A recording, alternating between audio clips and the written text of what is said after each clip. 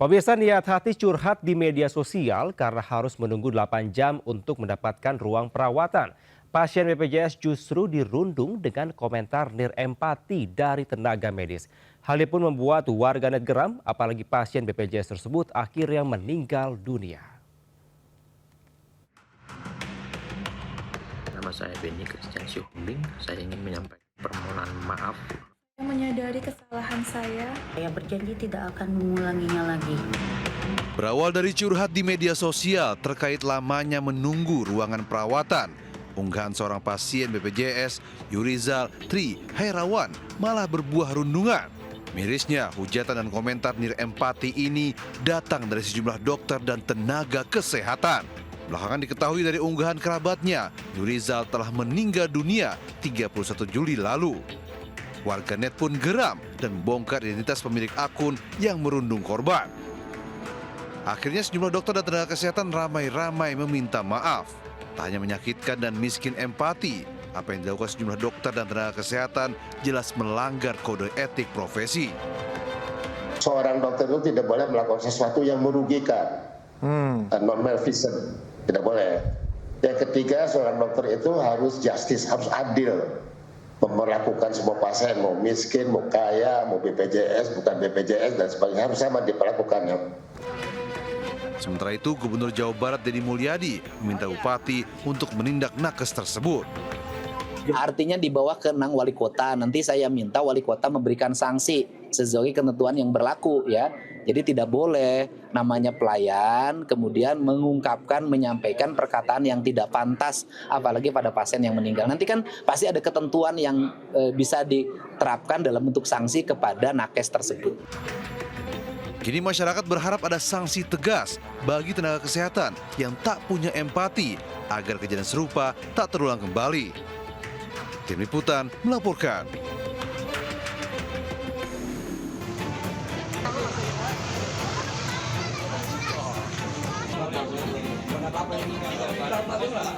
Warga mengepung seorang pemuda di sebuah pos keamanan di kawasan Tambora, Jakarta Barat.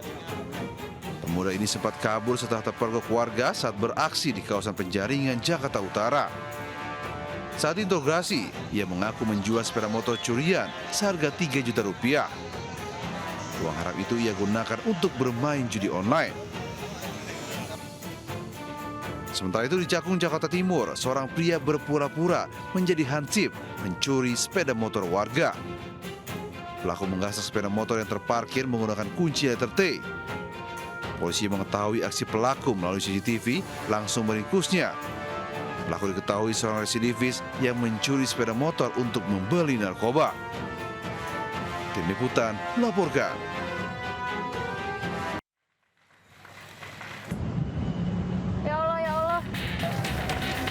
Api berkobar di sebuah gedung yang sedang dalam tahap renovasi di Jalan Cikini Raya, Menteng, Jakarta Pusat, Rabu siang. Banyaknya material bangunan yang mudah terbakar membuat api kian mengganas hingga terdengar beberapa kali suara ledakan. Sejumlah pekerja sempat terjebak di atas gedung hingga akhirnya bisa dievakuasi dengan selamat. Tiupan angin kencang membuat api nyaris menyambar gedung SMP Negeri 1 Jakarta yang berada di sebelah gedung yang terbakar. Menurut salah seorang pekerja, api pertama kali muncul dari lantai 3 gedung dan seketika langsung membesar. Pekerja yang berada di lantai 1 hingga 5 langsung berlarian untuk menyelamatkan diri. Belum diketahui pasti penyebab kebakaran ini. Dari Jakarta, Rani Sanjaya, iNews melaporkan.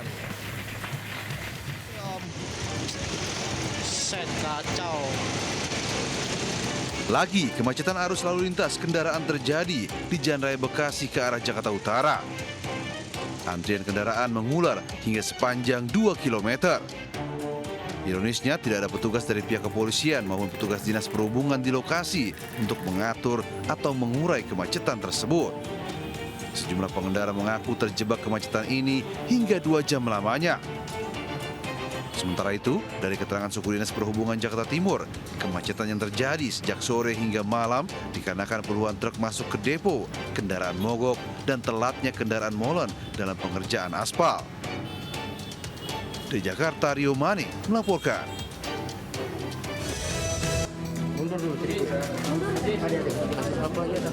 Petugas kepolisian menggelar olah TKP di rumah kontrakan tempat pembunuhan dan mutilasi seorang pria di kawasan Cipayung Jaya, Kota Depok. Olah TKP dilakukan untuk mencari bukti tambahan usai pelaku ditangkap. Menurut warga sekitar, pelaku dan korban mulai mengontak di lokasi ini sejak beberapa bulan terakhir. Korban dan pelaku sering terlihat bersama, namun jarang bersosialisasi dengan warga. Ramadan, kemutan kegiatan Ramadan itu sekitar 6-7 bulan yang lalu. Itu saya ketemu sama si korban dan ketemu sama si yang bunuh. Saya lagi keliling, terus kebetulan rumahnya terbuka. Saya tanya, Mas kontrak di sini? Iya Pak, Bapak RT ya? Iya. Dan tadi juga mungkin mas-mas semua, Mbak sudah tahu dari keterangan Pak Sunardi, warga saya, yang memang lebih berdekatan dan memang orangnya agak tertutup ya. Sebelumnya jasad korban ditemukan di tengah tanah lapang di kawasan Pancoran Mas.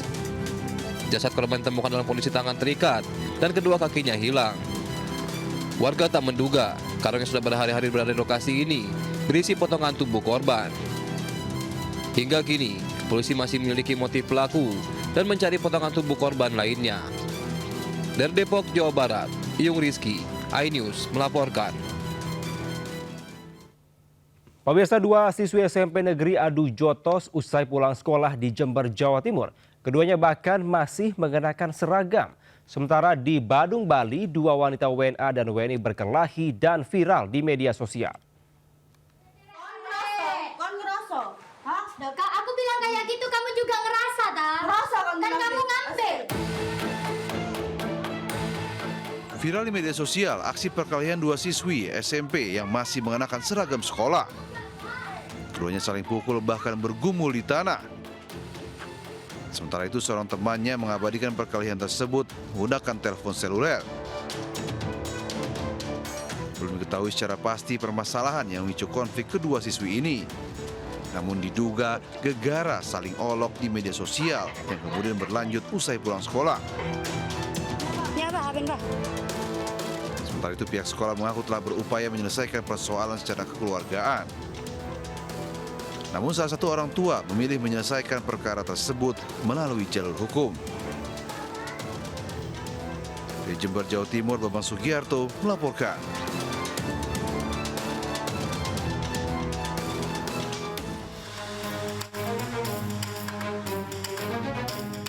Viral di media sosial, perkelahian 2 orang wanita WNA dan WNI di Jalan Pantai Batu Bolong, Canggu, Badung, Bali. Seorang pedagang di lokasi berusaha melerai kedua wanita itu. Sementara sejumlah pria WNA justru hanya menonton, bahkan merekam peristiwa itu. Peristiwa tersebut menjadi perbincangan di media sosial hingga memicu spekulasi dugaan penyebab perkelahian yang ternyata bukan karena antrian untuk membeli jagung bakar. Masalah yang terjadi antara kedua belah pihak sampai saat ini memang masih dalam penyelidikan dari kepolisian untuk motif yang jelasnya. Namun dapat dipastikan bahwa kejadian itu bukan karena perebutan saat melakukan antrean untuk membeli sebuah makanan di sana. Hingga kini polisi masih menyelidiki penyebab insiden itu. Sementara warga diminta bijak dan tidak menambahkan narasi yang belum pasti kebenarannya di media sosial.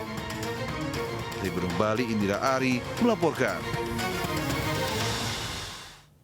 Pemirsa, berpacaran dengan pria yang dikenal di media sosial, seorang wanita menjadi korban pencurian. Sepeda motornya dibawa kabur setelah mereka bertemu di sebuah hotel. Sementara itu, seorang istri dipaksa berhubungan dengan pria tak dikenal oleh suaminya yang kecanduan konten dewasa. Motor apa ambil? Vino. Motornya siapa? Polisi menangkap seorang pria yang membawa kabur sepeda motor kekasihnya di Makassar, Sulawesi Selatan. Pelaku beserta barang bukti berupa sepeda motor Matic kemudian dibawa ke Mapolsek Biringkanaya.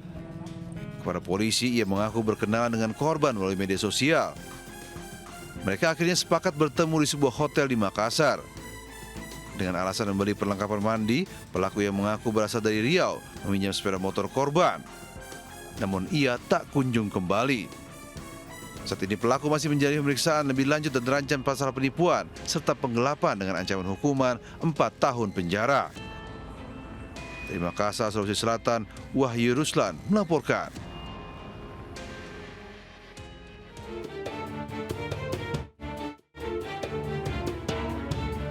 Aparat Satreskrim Polresta Padang meringkus seorang pria terduga pelaku kekerasan seksual terhadap istrinya.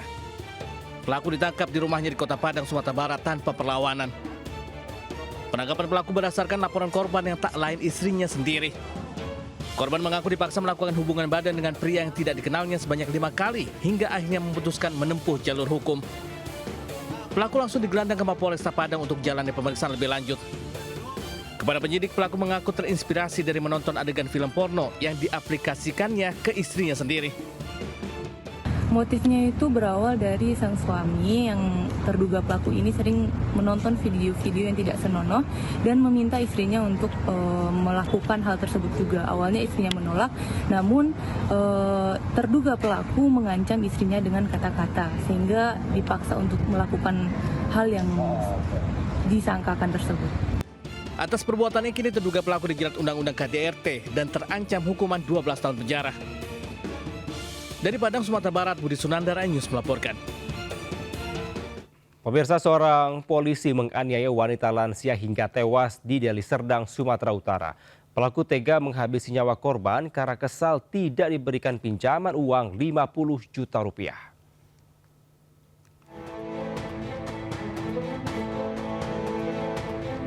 Seorang oknum polisi anggota Sabhara Polresta Deli Serdang membunuh wanita lansia berusia 69 tahun di Desa Pundenrejo, Deli Serdang, Sumatera Utara. Pelaku yang merupakan tetangga korban tega membunuh lantaran tak diberi pinjaman uang 50 juta rupiah. Selain membunuh korban, pelaku juga mencuri anting emas korban senilai 3 juta rupiah. Pelaku ditangkap di jalur lintas Sumatera Kota Tebing Tinggi saat hendak melarikan diri.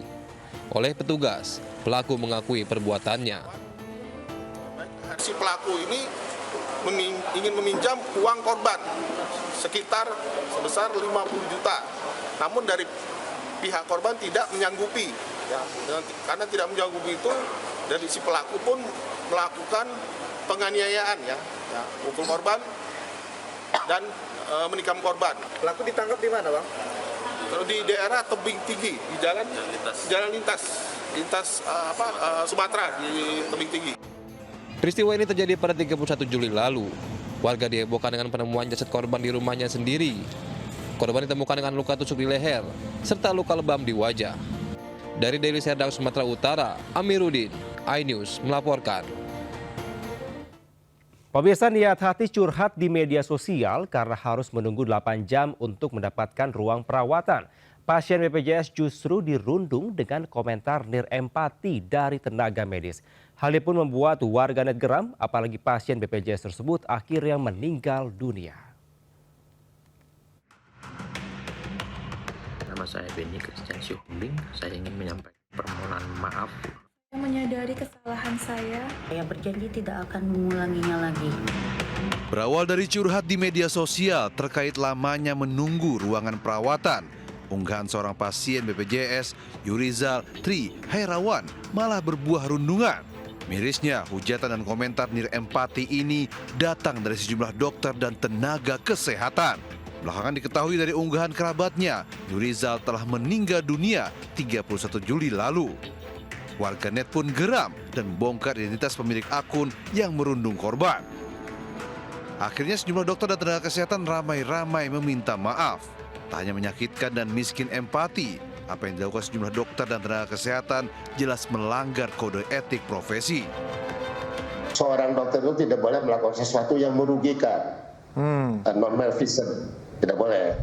Yang ketiga, seorang dokter itu harus justice, harus adil, memperlakukan semua pasien, mau miskin, mau kaya, mau BPJS, bukan BPJS dan sebagainya, harus sama diperlakukannya. Sementara itu, Gubernur Jawa Barat Deddy Mulyadi meminta bupati untuk menindak nakes tersebut. Artinya di bawah kewenangan wali kota. Nanti saya minta wali kota memberikan sanksi sesuai ketentuan yang berlaku, ya. Jadi tidak boleh namanya pelayan kemudian mengungkapkan, menyampaikan perkataan yang tidak pantas, apalagi pada pasien yang meninggal. Nanti kan pasti ada ketentuan yang bisa diterapkan dalam bentuk sanksi kepada nakes tersebut.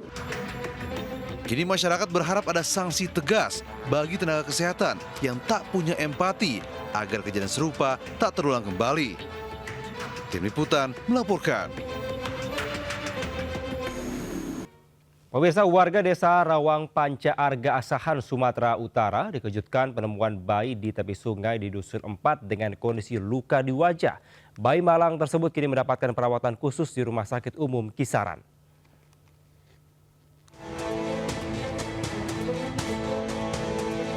Tim Unit Reskrim Polsek Kota Kisaran, Unit PPA Polres Asahan dan Lembaga Pemerhati Perempuan dan Anak mengunjungi bayi yang ditemukan warga di Desa Rawang Panca Arga, Asahan, Sumatera Utara.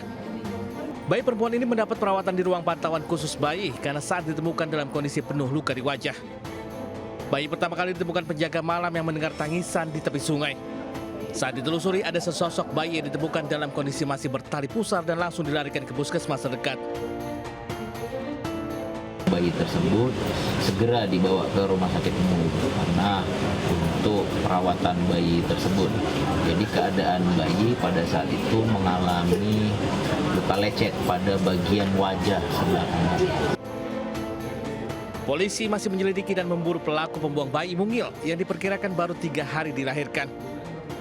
Dari Asahan, Sumatera Utara, Ulil Amri Anyus melaporkan. Pemirsa, sebuah truk tronton bermuatan anyaman besi melaju dengan bagian belakang nyaris menyentuh aspal, sementara bagian depannya menjulang ke atas.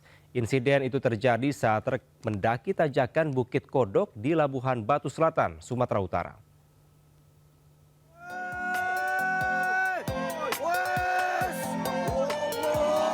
Sebuah truk tronton bermuatan anyaman besi mengalami insiden tak biasa saat mendaki tanjakan ekstrim Bukit Kodok, Kecamatan Torgamba, Kabupaten Labuhan Batu Selatan, Sumatera Utara.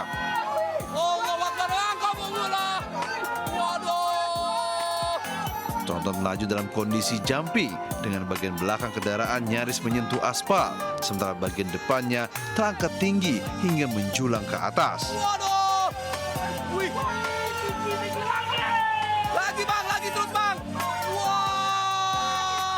Insiden ini membuat warga di sekitar lokasi panik.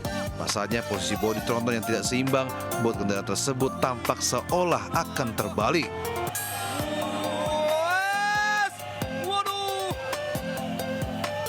Setelah berhasil menaklukkan tanjakan, tronton akhirnya berhasil melewati Bukit Kodok dan kembali berjalan normal tanpa menimbulkan kecelakaan.